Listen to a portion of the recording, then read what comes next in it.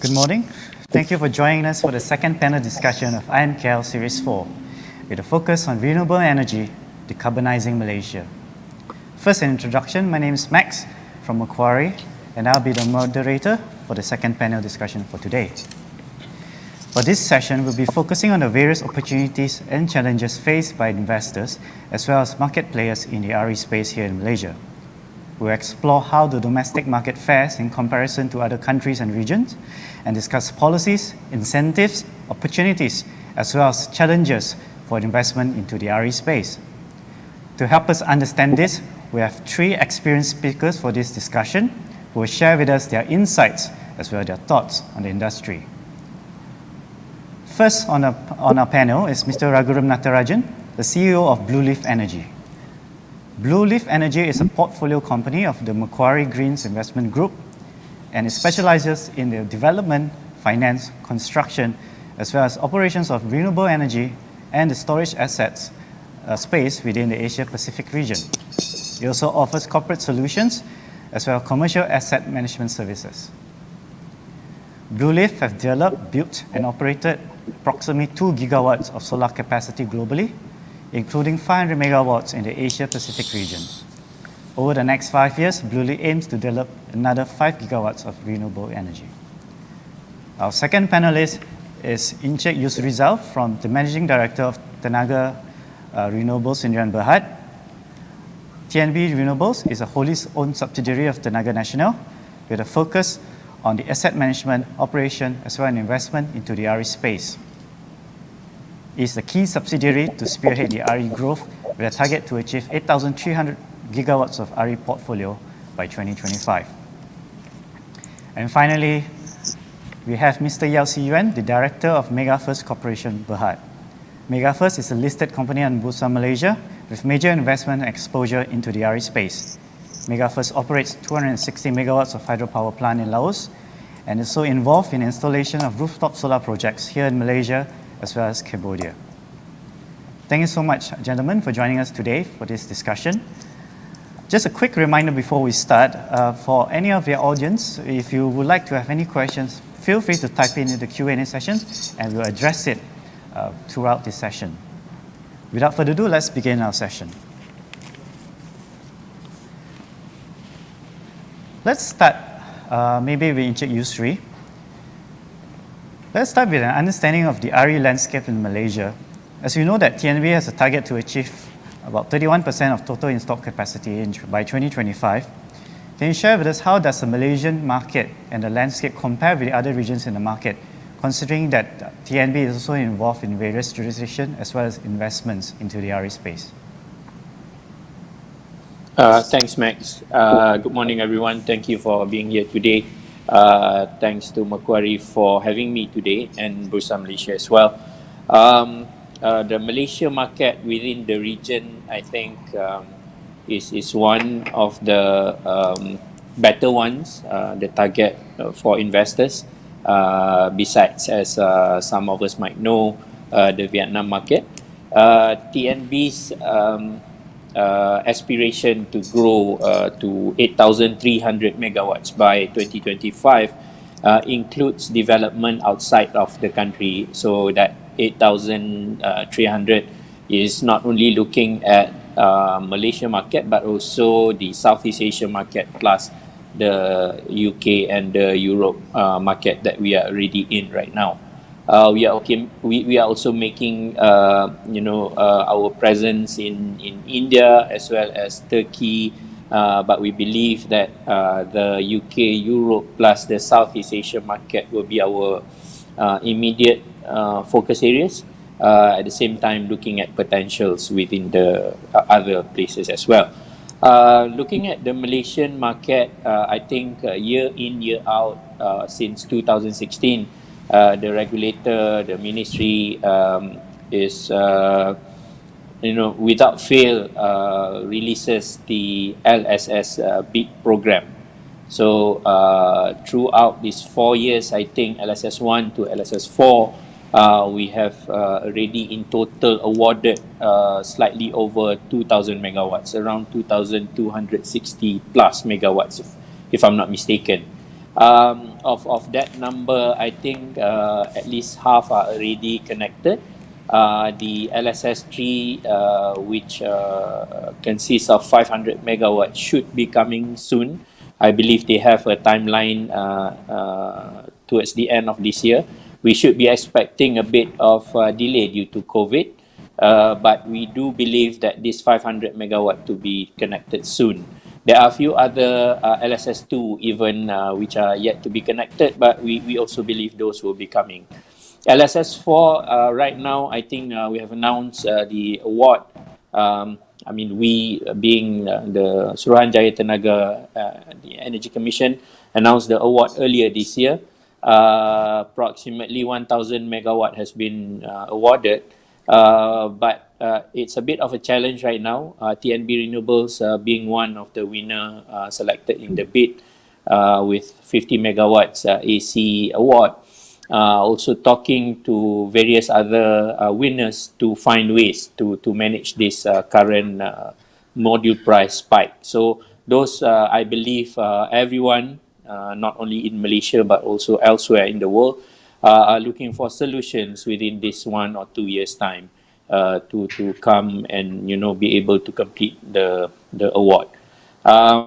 Other than that, we've seen the net energy metering, the rooftop behind the meter scene to be relatively quite active as well, with the recent announcement of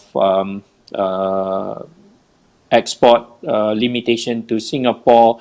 We've seen the government introducing additional quotas to the net energy metering segment. So right now we're looking at approximately additional 300 megawatts of the NEM Nova segment for the CNI, for the customer, for the commercial and industrial customers. So those are coming, and we believe that will be ongoing and will be continued to spur the growth of the renewable energy in the market. We believe, I think Tanaga has also made some announcement earlier on the energy transition and the commitment to make sure that the system, the grid are able to sustain or are able to accept more and more renewables. So we believe with that there will be the solar market here in Malaysia will continue to prosper. Just a bit more before I stop. I think people are also realize, besides Malaysia, within the Southeast Asia market, Vietnam is another up and coming very active market. They have added close to 16 gigawatts of solar capacity these past 2-3 years. But the main issue with the Vietnam grid system right now is they are facing sort of grid congestion, whereby there are developers who are being curtailed with their production. So I believe with the issue until it is resolved, which we heard that Vietnamese utility EVN has already allocated, has already planned and allocated capex for the improvement of the grid system. Malaysia will continue to be the target market within this region, I believe.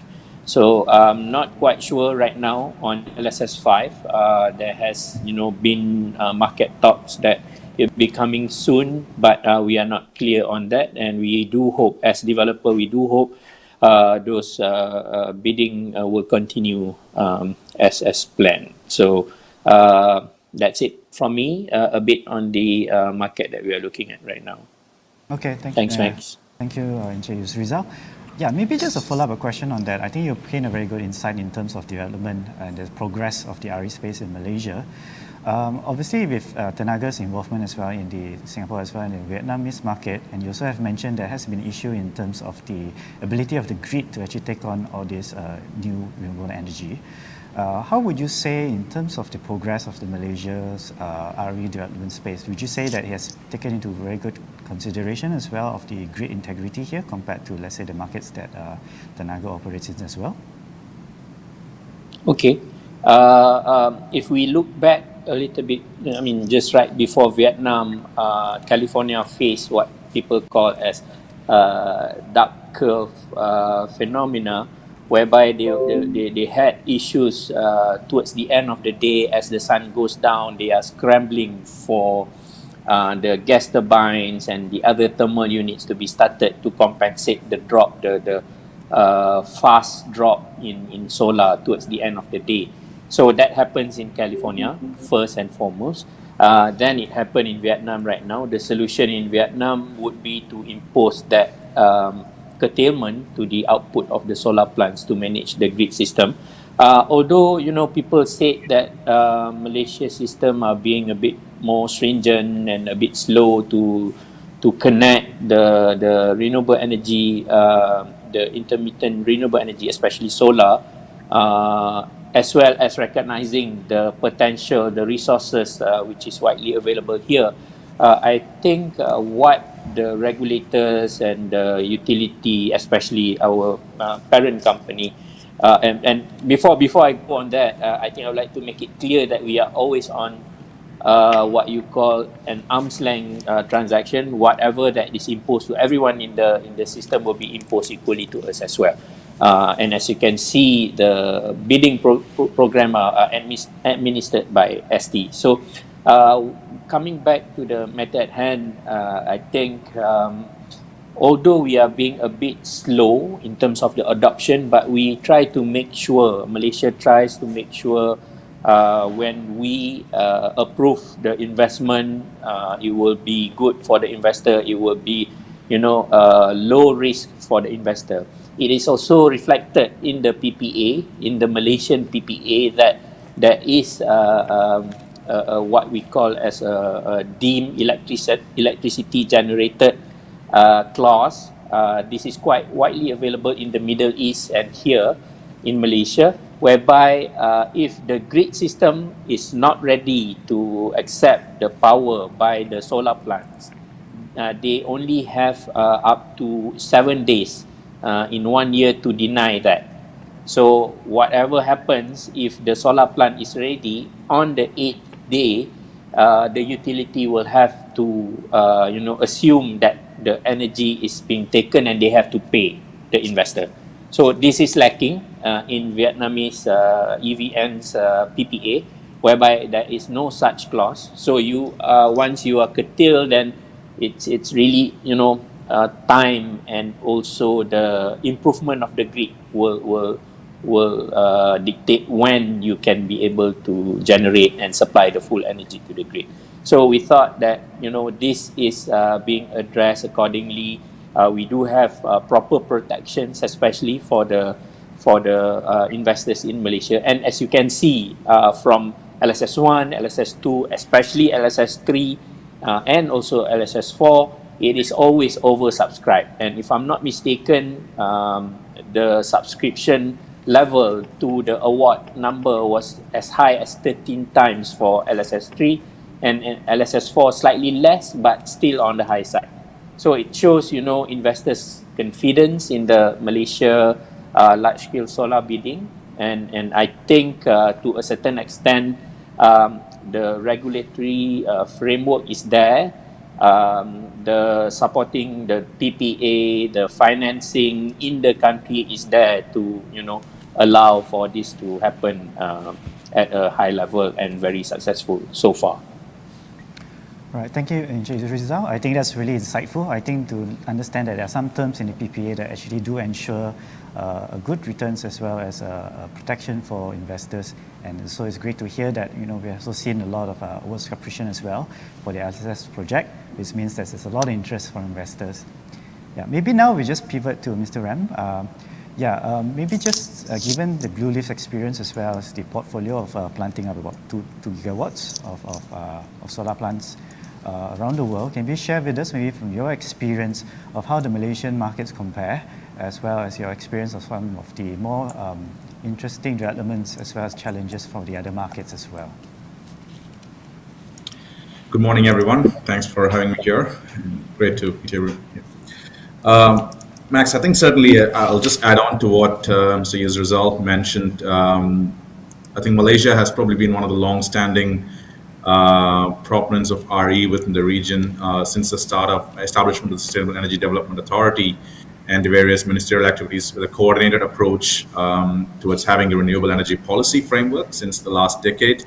And with the increasing Paris commitments and the COP26 commitments that has been laid forward by the government, we see a great momentum moving forward towards sustainable goals for the nation. Just to put things into a context, I mean, based on achieving the Paris ambitions as well as the COP26 commitments, Malaysia needs around 450 to 500 billion of overall infrastructure investments, of which a significant chunk of that will be towards renewable energy and green related infrastructure. What Malaysia has is a very, let's say, robust market mechanism in terms of ease of business doing there, and a lot of high investor confidence towards attracting capital in the market. It's a very liquid and probably one of the long-standing bond markets in the region as well towards attracting. The Sukuk financing that has been put forward in Malaysia has probably been one of the first bond financing within the region that was established, and the LSS program has certainly been the big catalyst in terms of uptaking the renewable energy at a big utility scale, which is something that Blue Leaf is also quite heavily focused on. I think given the technology mix and as well the resource constraints that Malaysia has, certainly solar is expected to play the biggest role. I mean, Malaysia is a very resource-rich region in terms of solar, and it's very clearly evident in terms of how the technology curve has evolved across the multiple segments in the market, with solar taking a big chunk of that investments. And elsewhere within the region, if we kind of compare, certainly as Israel pointed out, Vietnam has been one of the shining stars in terms of total generation uptake in a very short period of time. And Indonesia presents a lot of opportunities with a lot of pent-up demand, and I think they can take a lot of lessons that TNB as well as EVN has put forward in either of these two markets to be able to open up and learn from the experience from the other markets there. As far as Blue Leaf's focus is concerned, certainly Southeast Asia is a very big part of our ambitions towards growth, and both on the corporate solutions as well as the utility scale solar, wind, and storage systems. I think we are very far away from, let's say, renewable penetration. If we take the examples of a lot of markets in Europe and the US, to reach, let's say, the stage where significant grid augmentations are required, as long as we can rightly match, let's say, the supply and demand equation, and do a lot of demand forecasting and other mechanisms to make sure that we're able to get the intermittency of renewables. And battery storage certainly provides a lot of good opportunity to be able to make sure as the costs come down. I mean, the whole renewable section has been a beneficiary of all the investments that's going on in the electric vehicle side of things in the lithium-ion batteries. And as the costs go down, which is following a similar trend to, let's say, the solar modules over the last 10 years, we start seeing an increasing trend towards further storage integration across all of those systems to be able to make sure that we can really have a firm renewable power generation as the modus operandi for the region. All right, thank you so much, Saran. Yeah, maybe just a follow-up question on that. In your view, in terms of what is the best policy that a government or regulator has to adopt? Is it the ease of investments? Is it a very rigorous framework for the implementations of renewable space in looking to replace thermal energy source in Malaysia? Or is it also that a very much stringent focus in terms of the investments into energy storage as well as the infrastructure? Mr. Ram? Yeah, I think as most markets around the world, and that's also a phenomenon in this part in Southeast Asia, we're really moving away from the feed-in tariff subsidy-driven mechanism towards more of a market mechanism, and renewables are at a price point where it's commercially competitive against most forms of thermal unsubsidized manner.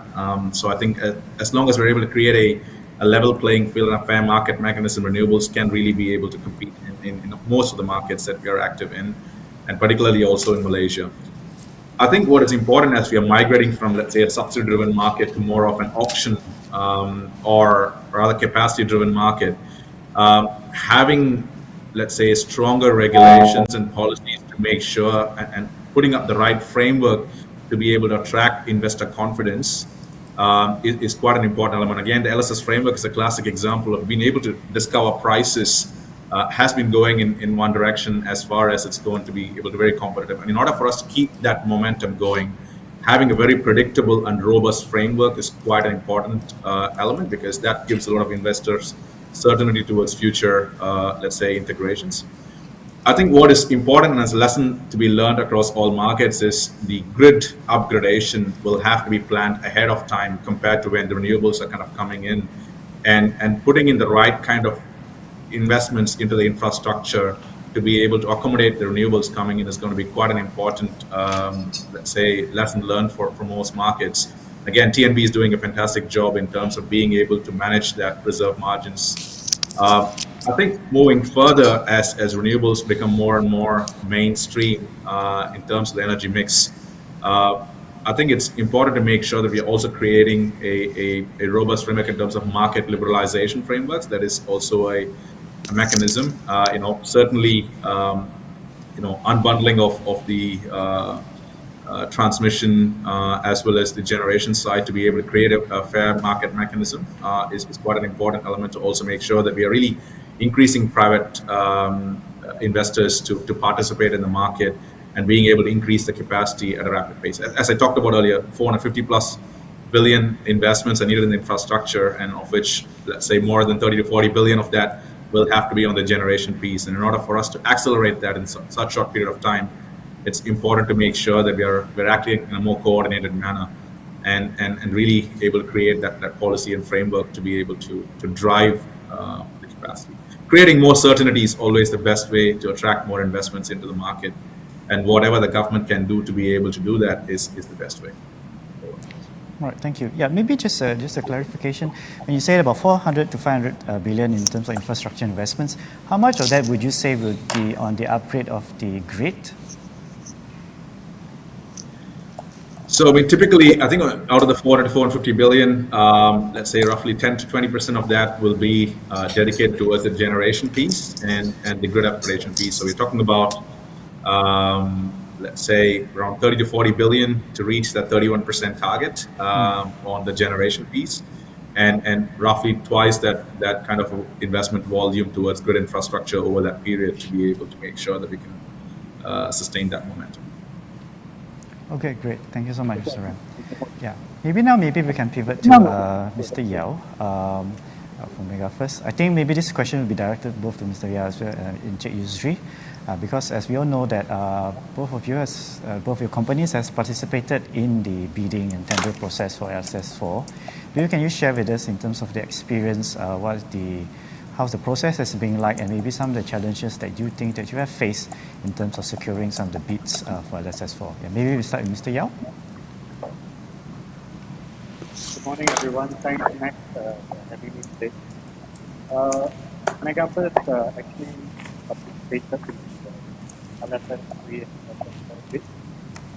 Unfortunately, we were in LSS3, we were actually lower than the highest bid and actual bid. LSS4 was slightly above the lowest, I think the highest bid. Based on our experience, the principles I must commend, regulators, including SEDA, SP, and also the government, Tanaga, for developing a very robust framework for the development of housing in Malaysia, especially on the solar space. But I think more could be done based on our experience in LSS 4 in terms of making sure that the policies are integrated between different government entities. What we experience is, because land is under the state control and administration, and that part has actually caused a bit of confusion in terms of, what kind of land and what kind of titles we can develop. So different states handle different. So if the government can come up with a more policy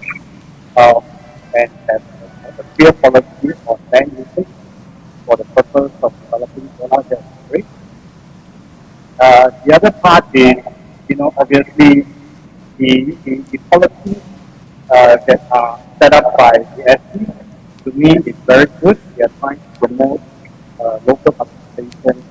They are trying to promote a broader spectrum of investor participation. Uh, but in my view, the execution part can also be improved on in terms of making sure that the policies are strictly abided to, um, so that we can make sure that the execution success can be increased compared to what we have done so far. I understand you Rizal had mentioned that LSS4 kind of like hit the something block because of higher panel prices. That is definitely one of the reasons. But there are also other reasons why the execution rate between LSS1 and LSS4 is relatively low, and there's still quite a fair bit of quota that's not yet executed. And the government can obviously look into some of these non-implemented quotas, maybe come out with a scheme whereby winners of the bid that fail to execute within a certain period of time is open up to the remaining unsuccessful bidders. Yes, thank you, Mr. Yao. Yeah, I think that's a very good on the ground points that you have made there, especially in terms of opening up quota that has been awarded but has not been executed. Yeah, maybe Ms. Encik Yusrizal, do you have anything to add to that? Not very much different, but I think it's a very important point to share or to repeat again. Looking at what happens to LSS4, as you can see, the gap during the award and the execution time happens, and as the previous rounds, we do see quite stable pricing. Although we do see some movement in the earlier LSS1, also facing some kind of this price hike, but it was quite temporary, very short period. What happens now is the module price is almost double. So how to address those situations, until the solar or the module price becomes relatively very stable over a long time. And secondly, I think as Mr. Yao mentioned, in terms of the pricing, I think we do see a very, if you ask me, I would term it as price throwing. There are people or potential participants in the bidding program who really, throw down the price. They possibly could do it, but as you can see right now, I mean, even at the so-called a reasonable pricing of 18 to 19 cent, those developer, including us, are having issues of facing very tricky position right now. So there needs to be some kind of a control over that, because we do not want people to be just scrambling for the lowest price, but in the end, after the award, which we have faced before, 2-3 days after the award, there are already people going around and asking other parties if they want to buy the project that has already been secured through the bid. So we do not want that to happen. And like Mr. Yao mentioned, there are serious bidders right out there. There are people who are capable to do this, and those people should be given a chance to prove that they are able to do this, without any what we call as price throwing to start with. So, all right. Thank you, Mr. Yusri. I think that's a very good point. Yeah, maybe if I can ask Mr. Ram, maybe from your experience in terms of when it comes to tenders in other markets, do you think there's some of these implementations of certain, I would say maybe screening of investors, or maybe a certain implementation that maybe you have experienced to prevent price throwing, as well as to ensure that that those tenders are genuine, as well as that they do not result actually in any delays of project execution. Yeah, Mr. Ram, any thoughts? Yeah, no, certainly picking on some of the experiences, be it in the Middle East or from India, where tenders have probably been the name of the game for an extended period of time. One mechanism that has worked quite well to weed out speculators and price throwers, as Mr. Yu's result explained, is to really create very stringent framework around techno-commercial criteria for participation. I think that's the first level of screening that can be done. The second level is really when people are looking at providing a significant discount to a reference price that has been indicated, or a cap price, marry that together with potential securities or performance bonds that needs to be posted to be able to make sure that you're really able to deliver. And if you're not able to deliver, that it is significant enough that people would think twice before participating and doing that price throwing exercise. Is quite a very well laid out mechanism that is there. Maybe what I would like to also make sure that on the flip side, in order for serious investors to participate, I would like to pick on the 2 points that Mr. Yao and Yusuf picked out. It's really on the land side. In the case of Malaysia, having more clarity, let's say, on land permitting and where renewable projects and solar projects could be conducted, if there's a standardization of it, because in some states you can use agricultural lands to do solar, in other states you would need the rezoning permits to be able to implement that. So being able to have clarity, again, a kind of a mechanism that has worked in some countries, a solar park kind of mechanism, be it Egypt, or again, India as an example, is that the government has prescribed certain areas designated to a specific development for renewables, and then really has done a framework of acquisition of land and setting up all the grid infrastructure and everything else in place. And then you're able to make sure that all parties are bidding on the same, let's say, output that you need to achieve to. And that encourages a more, let's say, robust framework in terms of a price discovery mechanism as well. So those are a couple of examples that can be taken as well. But the short-term supply chain scenario that is facing the market, it's something that is heard globally, and certainly Malaysia is no exception to that. And that's something, again, a mechanism some of the other countries have provided relief is potential extension of time and/or possibilities to also alternate with other technologies, let's say for wind, which has not been as affected as solar, wherever that possibilities exists, is a way by which you can actually still manage to achieve the same outcome, but still manage through the short-term volatility as a mechanism. So certainly there are examples and lessons that has worked in other markets that certainly Malaysia and other Southeast Asian countries can take in, rather than having to reinvent the wheel.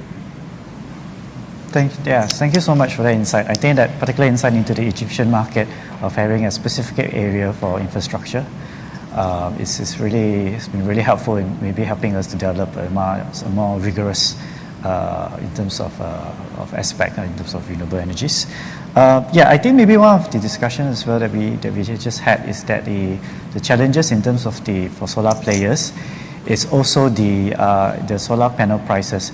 I'm just wondering, is there any possibility or potential for maybe of pivoting some of this supply chain to let's say for Malaysia, to allow some local supplier of panel EVs? Because as I understand that the supply crunch has mainly been coming from China, as well as the increase of raw material prices. Yeah, maybe Mr. Rizal, do you have any comments on that? I think what's interesting is I think the whole world is now realizing that China pretty much controls the supply chain for solar modules from top to bottom. And despite Malaysia being probably the third or the second biggest exporter of solar module, it's a distant, second place or third place. It's like asking me to go and run a 100-meter race with Usain Bolt, not even me or even our top sprinter in Malaysia to go and run with it.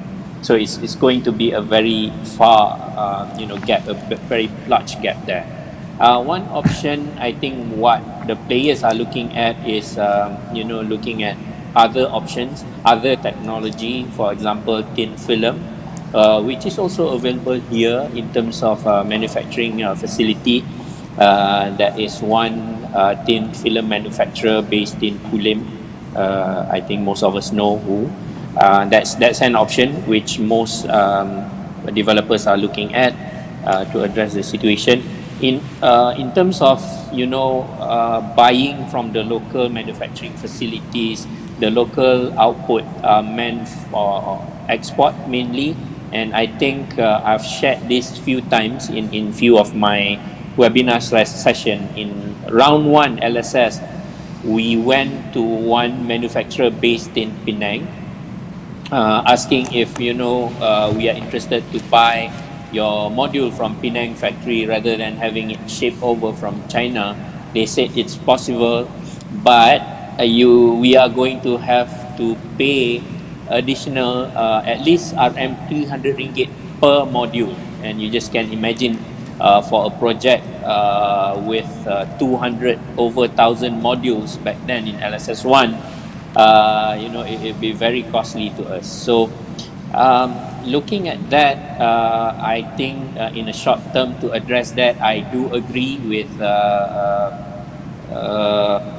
what Raj mentioned just now, which means that time and probably some kind of adjustment in terms of timing would make sense to be looking at this. But over time, to correct the supply chain, correct the market, it will be a very challenging situation because of the current setup, because of the current supply chain that has already been dominated or monopolized by China itself. Okay, thank you for that, Mr. Yusri. Yeah, maybe Mr. Ram, if maybe in your experience, do you think that some of the other markets has looked to procurement of solar panels from other different markets apart from China? Yeah, so I think this is certainly not a short-term solution, no clear short-term solution to it. But I mean, one thing if COVID has kind of taught us is diversification of supply chain is quite critical in the long run to have a stable, predictable implementation of, again, all of our initiatives. Just to look at from a life cycle perspective as well, I mean, all the ramp up in China has happened over the last 10 to 12 years. It wasn't a significant ramp up of capacity prior to that time. It was really after the global financial crisis. And if we can really fast forward from a supply chain perspective, most countries and markets around the world has, let's say, integration from cells down into modules, but not necessarily so much on the polysilicon side, which is probably where the biggest bottleneck is. And if we are to create that, let's say, full integration across the value chain, it's a 3 to 5 year exercise across most markets to be able to implement that. And eventually, but it's important that a lot of markets start getting on the bandwagon now to be able to prepare that for two aspects. One is post COP26, we see that with the increasing commitments and the seriousness towards climate change, the scale at which we need to implement renewables is quite humongous. And that basically means there's opportunities for a lot of countries to be able to participate in that manufacturing wave that is to be created, to be able to meet a lot of those ambitions. And no better way to minimize your carbon footprint eventually of your sourcing than it is sourced in a regional framework. So rather than, let's say, a particular country level approach, if ASEAN can come together and create a framework by which they can put together all of their experiences and the capacity that can be accumulated and create a supply chain that can serve for all of the regional markets towards diversification in the long run would certainly be a great way to look at moving forward. Okay, that's great. That's very well understood. Yeah. Maybe for a question for Mr. Yao as well, because MegaFirst also is involved in terms of installing solar panels as well for industrial as well as commercial clients. Do you find that there's been a challenge in terms of procuring your solar panels as well?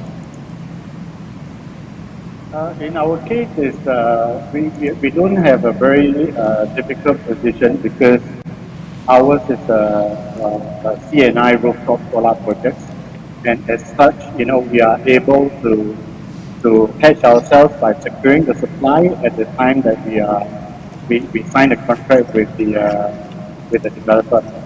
So for us, it's not so much an issue. But for LSS, I can understand that because there's a time gap between the tender period and also the time that you are being awarded and the time to execution. So that time difference is very critical. So in the case of LSS4, because there's a sudden spike in the panel prices immediately after the award was announced, that caught everyone on the spot. So in our case, not so much of a problem. Okay, that's great to hear. Yep. Of course, when we talk about solar installations here in Malaysia, you have your large-scale solar installation tenders, and then also you have rare pocket CNI installations as well. Obviously, for Malaysia to achieve its RE targets, solar will be the main driver, and obviously LSS will be also to be the main one because of the economies of scale for planting up large-scale solars. Do you think that a larger adoption of CNI installations will be able to move the needle much stronger if there were a bit more stronger incentives, as well as maybe some of the feed-in tariffs as well as the NEM implementation is more encouraged? Maybe Encik Yusri, do you have any thoughts on that? At this moment, I think what could assist in the short term, especially addressing the LSS4 development issues, I think the players, the developers would be looking at some kind of tax exemption, probably SST exemption in the near term, because that would be contributed directly to reducing the cost for the development. But in the long run, I do see there are already systems or incentives in place. NEM, I think right now what the government is doing is they are limiting the NEM to only 10 years, and assuming a big sort of assumption that I think the government is looking at now is very likely within 10 years time battery energy storage will be commercially viable, and the customers would eventually move towards that direction. We believe it's a very fair and justifiable assumptions, and probably to kickstart this battery energy storage journey, and perhaps similar or some kind of tax incentive could also be crafted to allow for the customer to take up that route soon. But I believe what we have now, I don't foresee FIT will be reintroduced for solar, especially because solar has already reached what we call as grid parity, and if we are going to go along that line, means somebody, other people will be subsidizing indirectly to this. So FIT for me is a very good kickstart tools to make sure that we have faster, bigger adoption, like what we did previously for solar. But over time, I think it's not going to help anymore.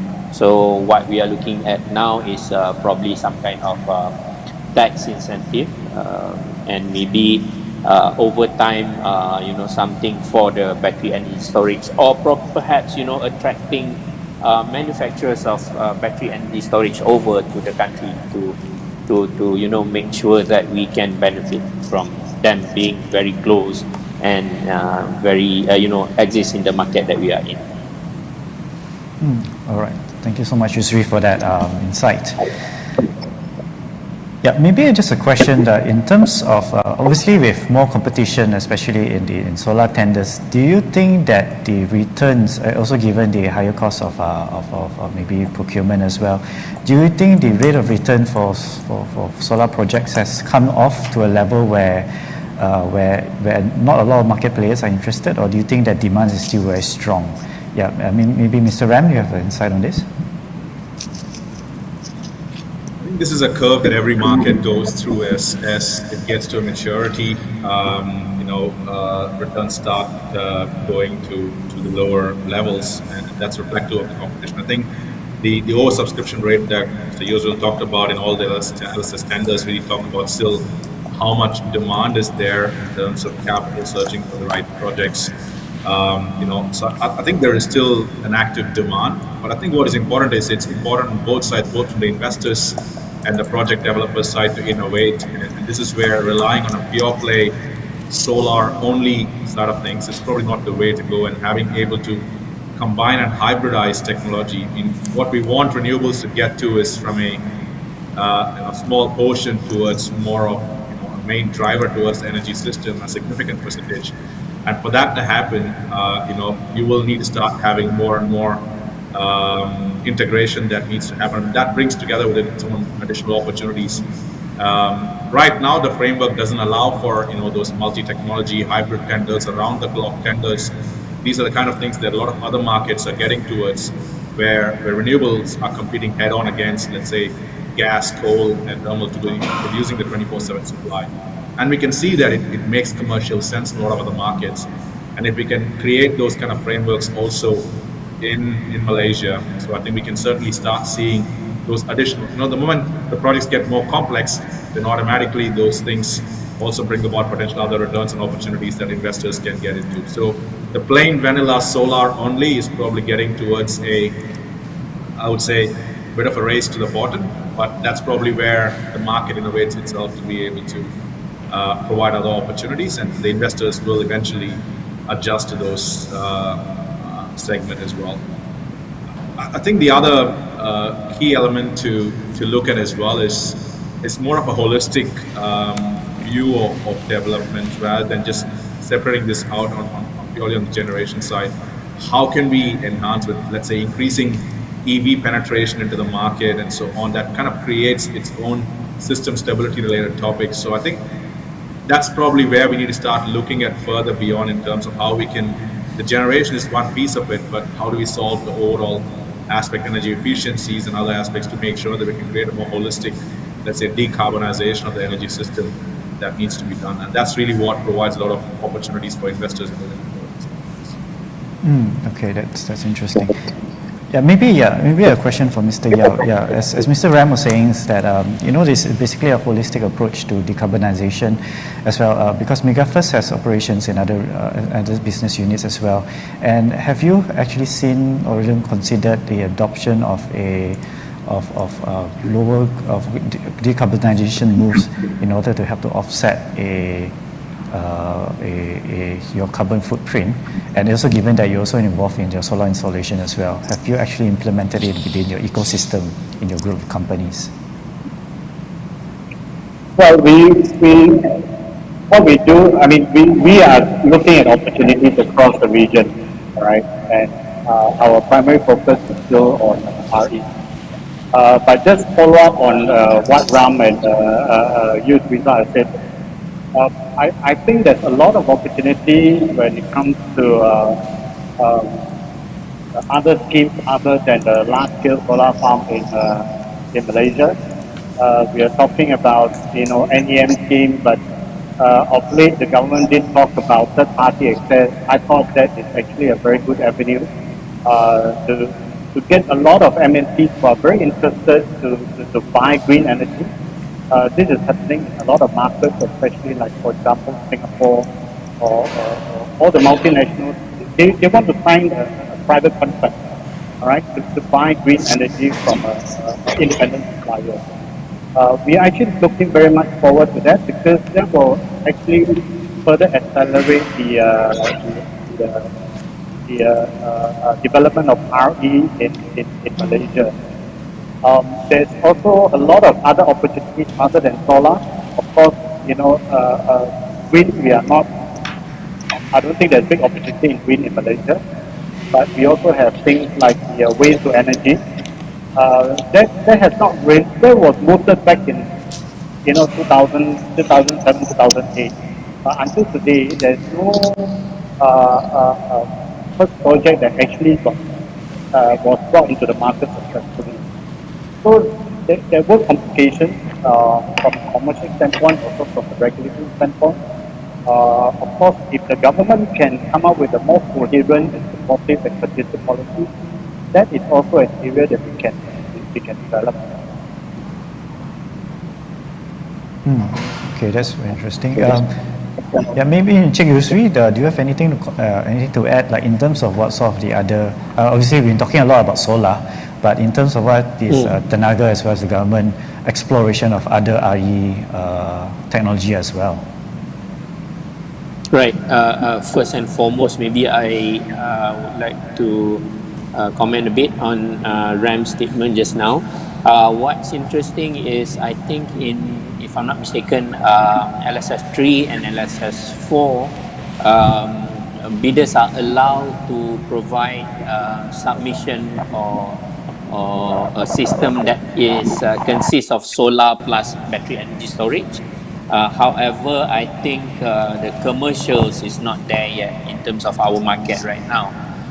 Because if you look at the single buyer website, you will see that number one, due to COVID, I think our system marginal price has reduced quite a bit. That's due to the lower demand as well as lower fuel pricing.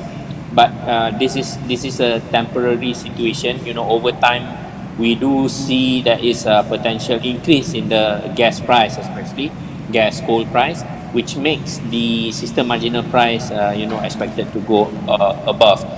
Even with that, with higher system marginal price, I think the gas plants, the combined cycles that is dictating the system marginal price right now are very, very efficient. So we are looking at approximately 20 over cent, maybe close to 30 cent of system marginal price per kilowatt hour. So if we for now just simply say, okay, let's put battery to the standalone solar system that we are designing. Rough rule of thumb says it will double whatever the solar tariff that you can do standalone. So to allow for that to happen right now, you can see LSS4, people are submitting 18 to 19 cents. So let's round it up to 20 cents perhaps, right? So you are at 20 cents, you add in battery energy storage, that will double and it will bring you to 40 cents per kilowatt hour.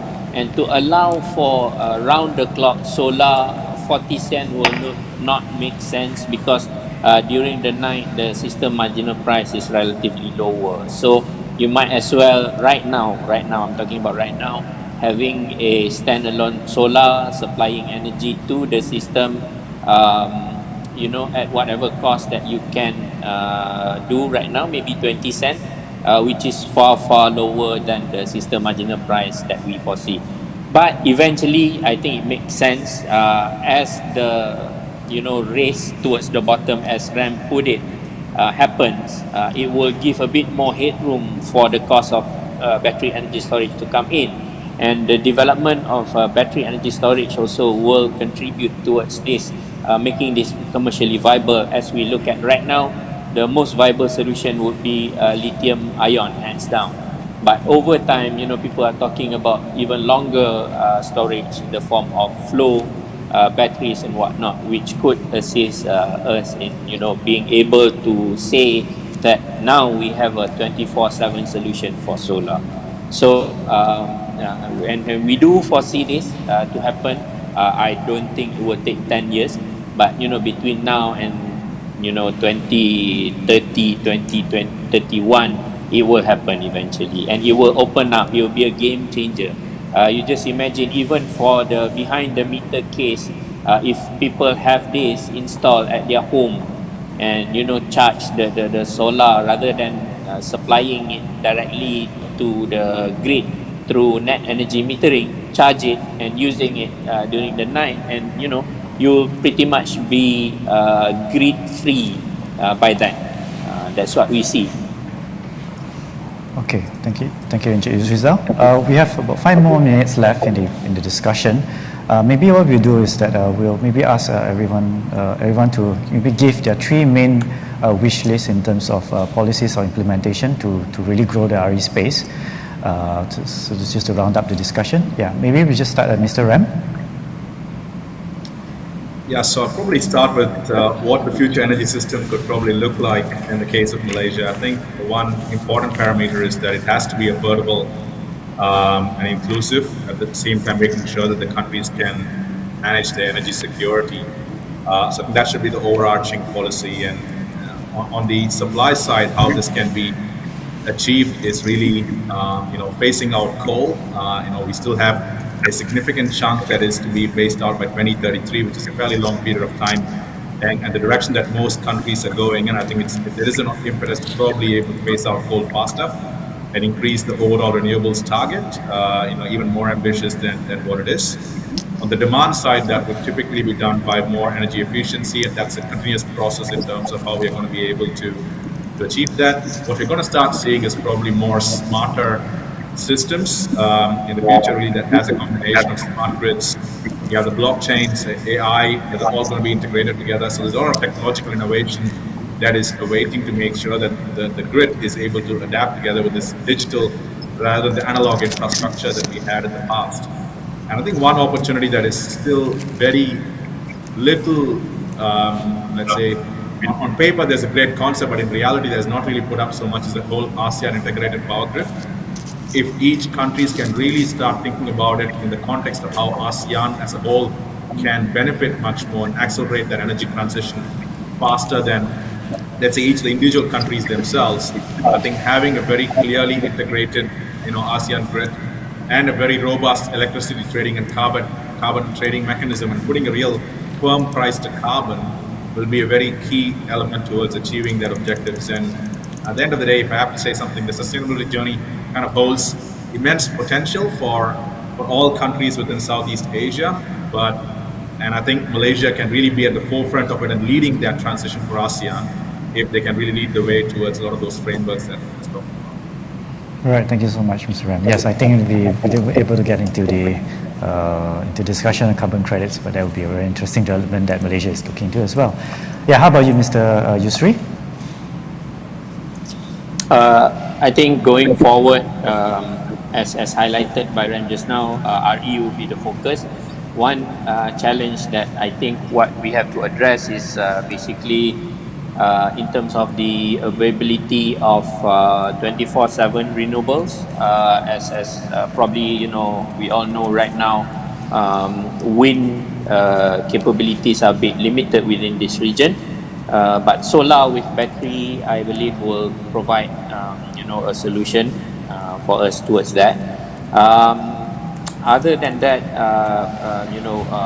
we do believe that hydrogen fuel cells options are going to also be around, and other mechanical storage options are being studied very, very intense right now, and for us to also sort of consider and look at these options for future use.